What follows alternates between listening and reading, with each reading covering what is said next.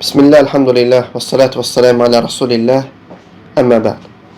Allah subhanahu wa ta'ala hamısına var olsun ki, artıq Ramazan ayının müvəffəq oldu.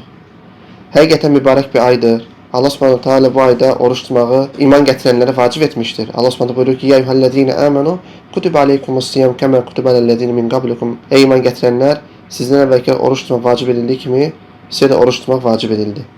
Və həmçinin Peyğəmbər sallallahu aleyhi ve sellem hədisdə buyurur ki, Mən sama Ramadan imanən və ihtisabən Ğufrə ləhu mə təqəddəm min zənbihi.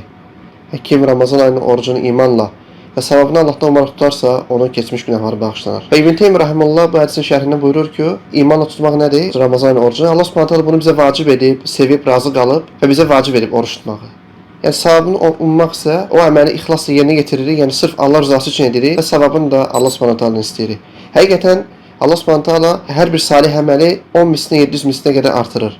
Amma sırf Ramazan ayının orucu olsun və yaxud oruc olsun, onun mükafatını özünə aid edib. Yəni Allah Subhanahu taala özü verəcək onun mükafatını. Və orucda da səbrin 3 qismi hansı ki cəm olmuşdur və bununla mükafatı Allah Subhanahu taala özünə aid edib. Allah Subhanahu buyurur ki, İnnəmə yuvaffəs sabirun əcrahum biğeyri hisab. Həqiqətən biz səbr edənlərə mükafatını sonsuz verəcəyik. Subhanallah. Baxın 3 əməl deyirik. Burada nə deyir? 3 əməl var ki, Allah Subhanahu taala onun mükafatını özünə aid edib. Onlardan da ikisi Allah üçün səbr etmək, Allah üçün oruç tutmaqdır. Üçüncü isə Allah üçün əfv etməkdir. Yəni iki ən böyük dəyərli nemət, belə deyim, böyük əməl orucda cəm olmuşdur. Və həqiqətən mübarək bir aydır. Bu ayda itaəti artırmaq lazımdır. Bu ayda tənbəllik etmək lazım deyil. Çünki baxın biz keçmiş Ramazanlarda etdiyimiz xətaları, boşluqları bu Ramazan etməməliyik.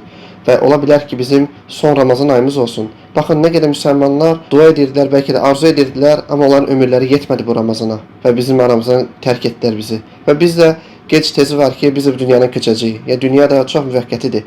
Yəni, gördüyümüzdən də qısadır. Və insan uzadı arzularla yaşamamalıdır. Və həyatını elə qurmalıdır ki, Allah Subhanahu taala razılığını qazansın. Və bu da mühümdür. Və oruç tutmaqla, Allaha itaəti artırmaqla, salih əməlləri çoxaltmaqla və Allah Subhanahu taala razılığını qazanmaq lazımdır. Əsas həyatda hədəfimiz, qayəmiz bu olmalıdır. Allah Subhanahu taala razılığı. Və həmçinin əməllər ixlaslı şəkildə olmalıdır. Yəni sırf Allah rızası üçün olmalıdır və həmçinin Peyğəmbər sallallahu əleyhi və səlləm sünnəsinə uyğun olmalıdır. Çünki əməllərin qəbul olması üçün iki şərt mühümdür. İxlas bir də sünnə. Və Allah Subhanahu taala həmd sanlar olsun bir daha ki, biz bu ayı yetişdik, bu ayı dəyərli keçirtməliyik, bu ayda bağışlanmaq, Allah Subhanahu istəyir ki, bizi bağışlayan qullarına etsin. Allah Subhanahu taala bizi cəhənnəm əzabından, qəbr əzabından qorusun. Və həmçinin bu ayda kim bağışlamadan çıxarsa, Peyğəmbər sallallahu əleyhi və səlləm deyir ki, kim Ramazandan bağışlamadan çıxarsa, burlu yerlə sürünsün. Ona görə bu günləri dəyərli keçirək, Quran oxumaqla və Peyğəmbər sallallahu əleyhi və səlləm soruşurlar ki, ən yaxşı oruç tutanlar kimdir? Yəni Allah Taala ən çox zikr edənlərdir. Yəni oruclu halda.